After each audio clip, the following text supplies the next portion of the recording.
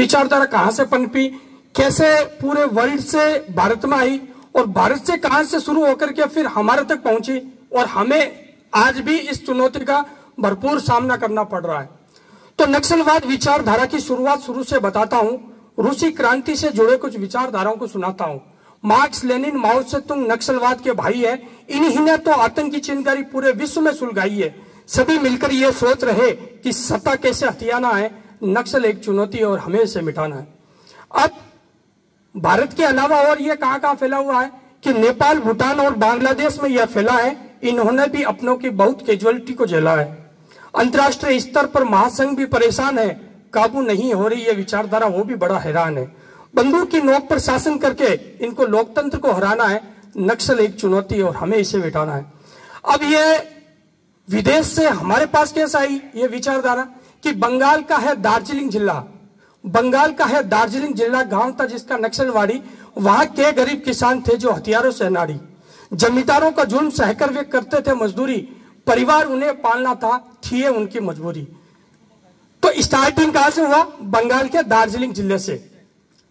सभी सोच रहे थे वो इतना कि जमींदारों को कैसे हटाना है, नक्सल एक चुनौती है और हमें इसे मिटाना है। अब जब किसी आदमी को आप ज्यादा दबाओगे तो वह चिंगारी बन के उछले गई। तो उसने क्या किया कि तानाशाही का अंत हुआ जब लाठी उठाई हाथ में, बहू, बेटे, भाई और बहन जब हो लिए एक साथ में। शुरू में खुशी का माहौल पूरे गांव में छाया था, देखकर गरीब किसान अपने मन हर्षाया था। आशा थी उनको यह कि खुशहाली गांव में लाना है, नक्सल एक चुनौती है और हमें इसे मिटाना है। अब ये नक्सलवाड़ी से आगे कैसे फैला कि नक्सलवाड़ी से जो चिंगारी लगी थी पूरे देश में, भारत सरकार का प्रशासन भी आ गया था आवेश में। जो इससे जुड़ता गया, इस विचारधारा से जो इससे जुड़ता गया, नाम पड़ा था नक्सल। पूंजीपतियों और जमींदारों को काटता गया नक्सल। उनकी ख्वाहिश थी दिल में यह कि देश में बदलाव लाना है, नक्सल एक चुनौती और हमें इसे मिटाना है। अब स्टार्टिंग में उनकी राह सही थी, जमींदारों को जुल्म और पूंजीपतियों को जुल्म सह करके वो उनके सामने खड़े हुए थे। तो शुरू में ये नक्सली सही रास्ते पर जा रहे थे, मारकर जमींदारों को ये मिल बांट कर खा रहे थे। गुंडागर्दी, दादागिरी की गलत लत लग गई थी, नक्सल की चिंगारी अब पूरे भारत में सुलग गई थी। गरीबों की थी सोच एक कि मजबूत गुट बनाना है, नक्सल एक चुनौती और हमें इसे मिटाना है। अब भारत में कितने राज्य और जिलों में फैला है कि 13 राज्य 231 जिलों पर नक्सल की काली छाया है। यह सोच भारत का दिल भी विकसित होने से घबराया है।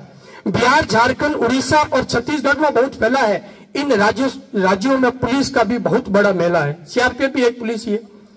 नक्सलियों की मंशा यह है कि झंडा दिल्ली में फहराना है। उनका मंशा है ना कि 2050 तक झंडा हमारा दिल्ली में फहरेगा। कि नक्सलियों की मंशा यह है कि झंडा दिल्ली में फहराना है, नक्सल एक चुनौती और हमें इसे मिटाना है। अब इनका काम क्या है, इनकी मोडस ऑपरेंडी क्या है कि आम जन को परेशान करके ये जन अदालत लगाते हैं। जनता ना सरकार जिसको बोलते हैं, कि आम जन को परेशान करके ये जन अदालत लगाते हैं।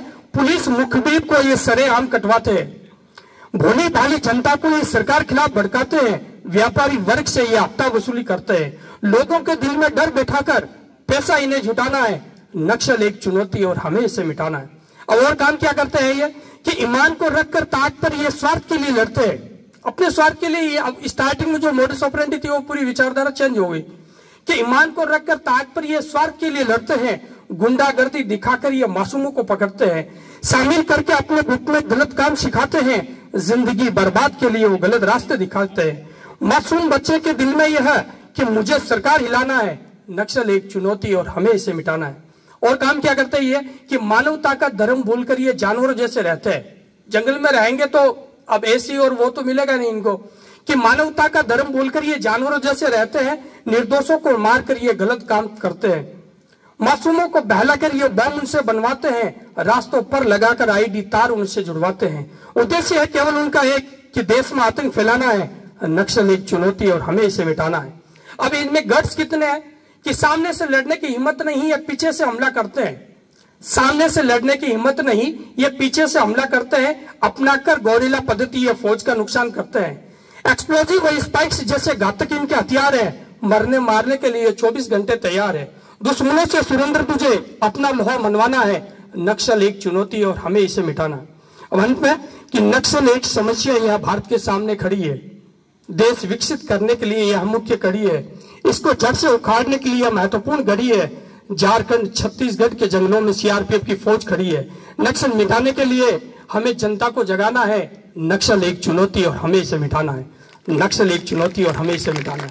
और अंत में नक्सलियों को सीआरपीएफ की तरफ से मैं एक ही संदेश देना चाहता हूं कि भगवान नहीं है हम, भगवान नहीं है हम कि गलत सही बतलाएंगे। नक्सलियों को सीधे भगवान से मिलवाएंगे। क्या गलत है क्या सही है भगवान ही बता देंगे। हमारा काम है केवल इतना कि हम भगवान से मिलवा देंगे। नक्सल की काली करतूत पूरी दुनिया जान गई है। मत घबराओ दोस्तों, अब सीआरपीएफ आ गई है। मत घबराओ दोस्तों, अब सीआरपीएफ। जय हिंद, नमस्कार। बहुत ही शानदार प्रस्तुति यहाँ सुरेंद्र साहब